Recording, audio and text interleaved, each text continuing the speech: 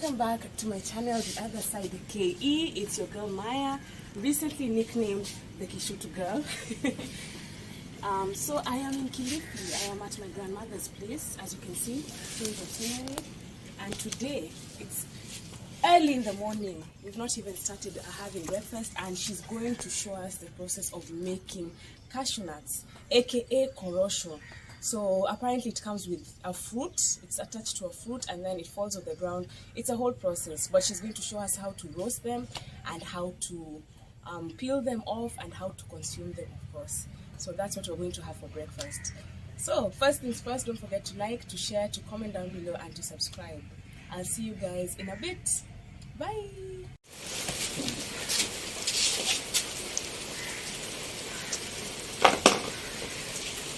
Hii sasa ndo matunda? Hii ndo matunda? Oh. Mtu tu anakula hivi? Inasafishwa alafu.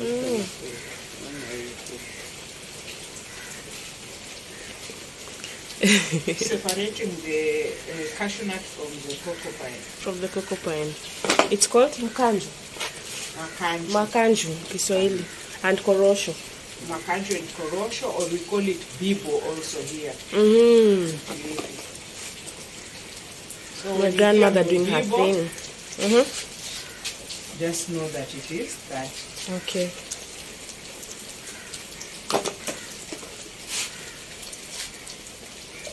Hizi ni gani hawe? Hizi ni bibo. Bibo. Ama makanju. Hizi ndo korosho sasa. Unasema hizi ati ukikausha unaweza tengeneza uji? Si ukaushe, unaosha na maji. Alafu unakamua. Ukikamua ile maji yake unaweka kwa moto na ngiza unga unakoroga. Oh. Haitaki sukari. Okay. So you can squeeze the water from this, the juice from this, and the juice can make porridge. And you mix it with the porridge, and you don't need to use sugar or sweeteners. Hizi utachoma? Tembe mbili. Oh. So what's the sign for the trees?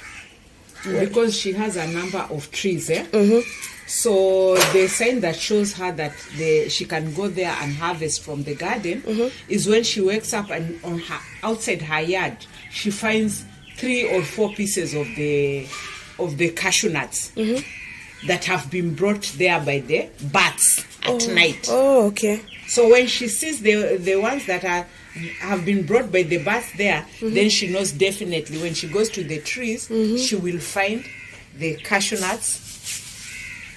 The cashew nuts fallen from the tree on the ground. Oh, they just fall. You don't pick. The ones that fall down are the ones that are mature enough, that are ready to be roasted and to be consumed. Okay. Yes. Okay, thanks. So she says she'll roast a few for me so that I can see the process. She's coming with the bamba, which is a mabati or a metal sheet. And it has some holes. Iko na mashimo hii. Hata tuweka kwa moto.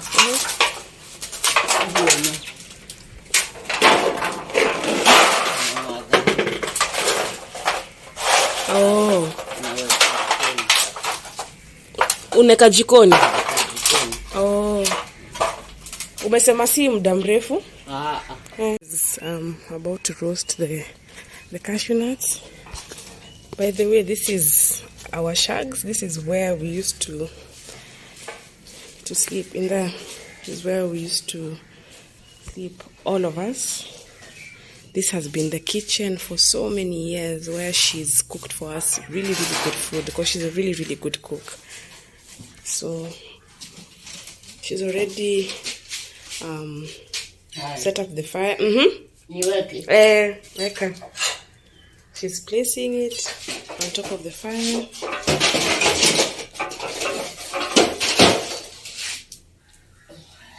Yeah.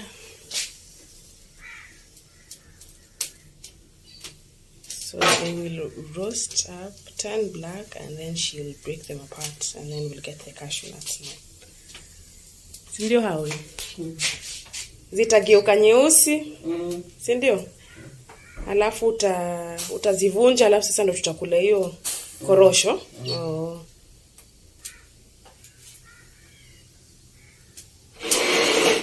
Can't wait to see.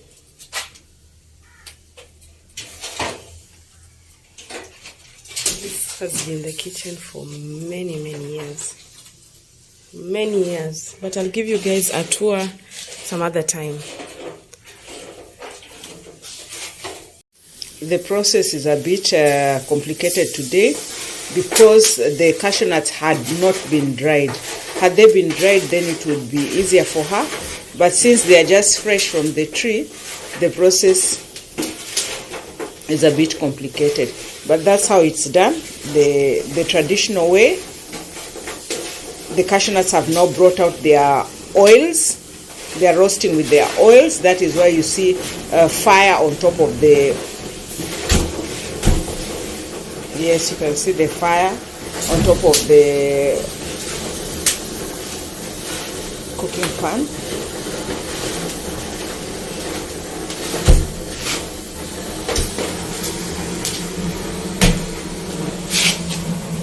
That is basically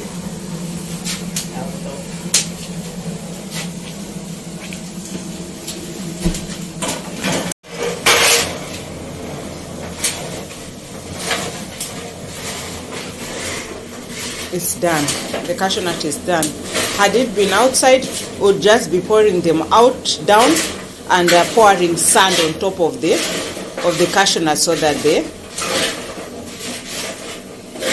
so that now they are ready for breaking and consuming. Cashew nuts is now ready for the next process. Completely black. And then now she's going to break them. There's a smell they are removing. The cashew nuts here. I can smell it already. Maybe I can try one.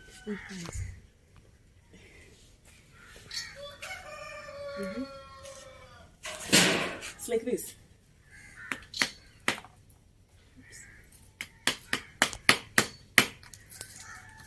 So I stopped trying to break the cashew nuts because they have to cool down completely fast. So my mom was saying that when they were young, they used to use sand as a cooling effect. Oh, she's coming with analeta kitu. Unazipoesha? Oh. Hiyo ni nini? Jivu. Oh. Sasa sitaka kama dakika 5 hivi. Oh. Ini mzungu haivunji, nataka kama hii. Lati hivi vikiwa viwili. Itavunja vizuri? Oh.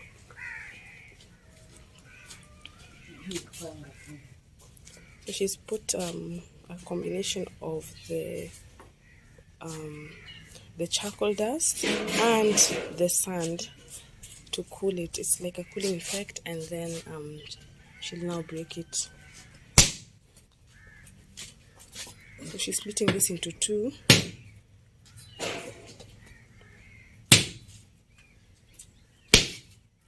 Ni ngumu?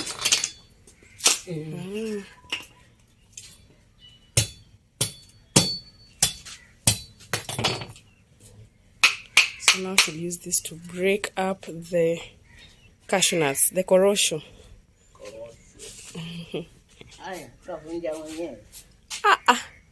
Moja. Let me try one. Moja.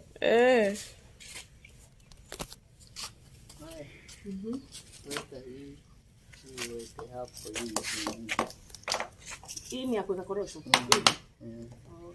Wacha nichukue tu ile nilikuwa nimeanza nayo. Alafu nashikilia. Haipigi hivyo. Geuza. Ina migwaja. Unaweka hivi. Oh, hivi. Piga na nguvu. Was taken over because I was doing a wrong procedure.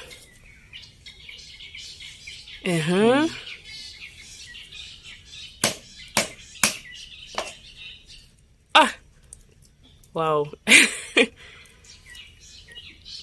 There you have it. It's hot cashew nut. Chanikule. Tutoe makanda. Oh, I have to peel it.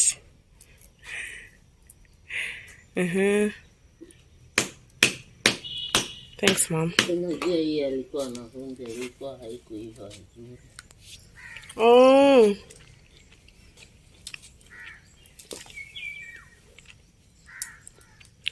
Hai ni tamu. Ni tamu. This is the one I was trying to break.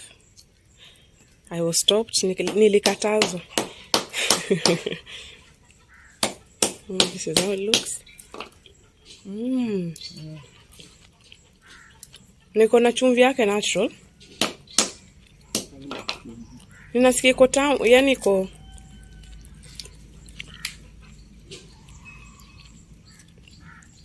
She's peeling it.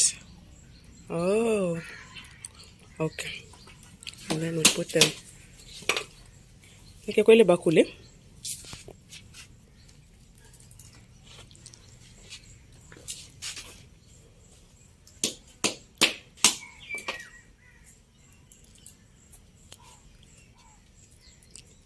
Okay. Asante Hawe, acha ni. Ama utakula hiyo? Wewe kula. Sina meno. Mimi nivunje basi ni ponde na kinywa. Oh. Having breakfast at my grandmother's place in Kibiki. We have some mahamri, some eggs, some mini bites, and then the cashew nuts that we made in the morning, and black tea. You guys, we are having cashew nuts for breakfast. Delicious. Delicious.